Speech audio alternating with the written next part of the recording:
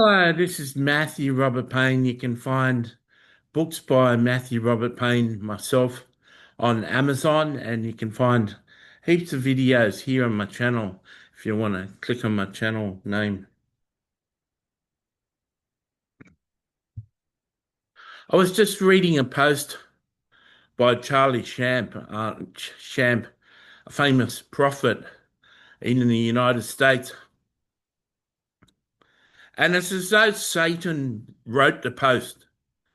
Uh, so many prophets hear the news and follow news broadcasts and follow the media and form opinions about things, opinions about countries, and the every one of us today has got our own narrow line of YouTube posts that we follow and Facebook posts and Instagram posts.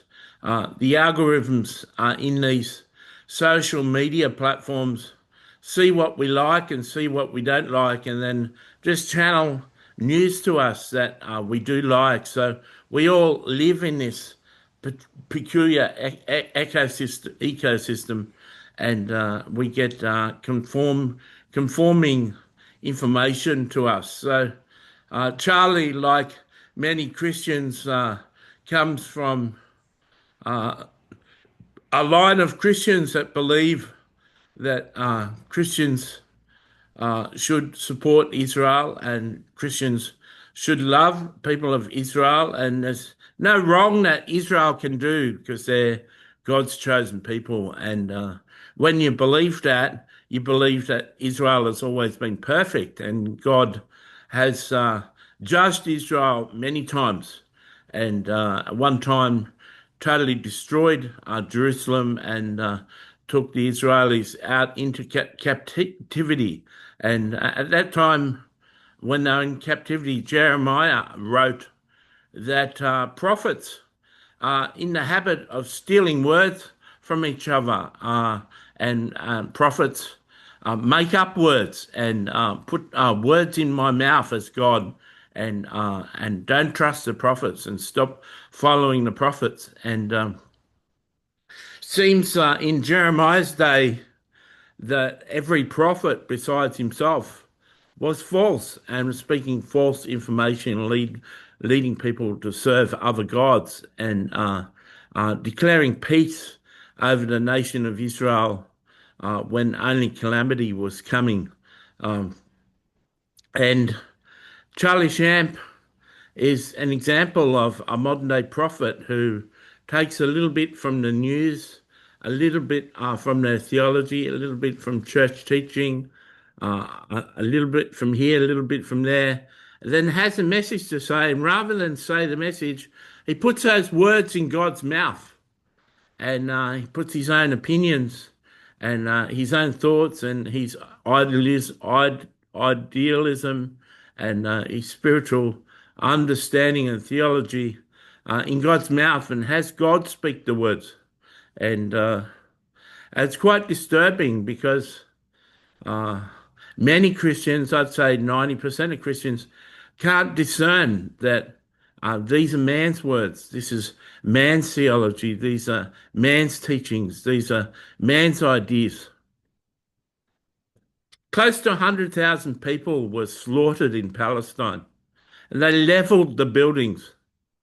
And they said that was because of Hamas. And they've always got their excuse for why they're doing things.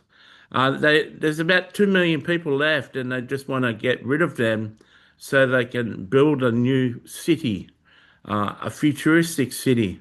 When you got your eyes open to details, you find that they had plans for that city already drawn and worked out and planned for before even the attack on October 7th, which makes you question, did Hamas really attack them on October 7th, or was that a planned attack? So I can understand if you've got an important message to share with people. If you've got an unction to share a certain message and you're known as a prophet, I can understand the temptation to just get that message and say, "Thus saith the Lord," and allow God to say it through you.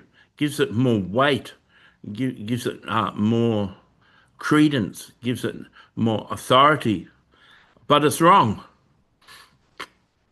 If it's only your ideas and your assumptions and your plans and your words, it shouldn't be placed in the mouth of God. And that's what Jeremiah 23 talks about. We're living in the days, if you want to read a modern prophecy over today's current church and current leaders in the church today, read Jeremiah chapter 23 and Ezekiel chapter 34.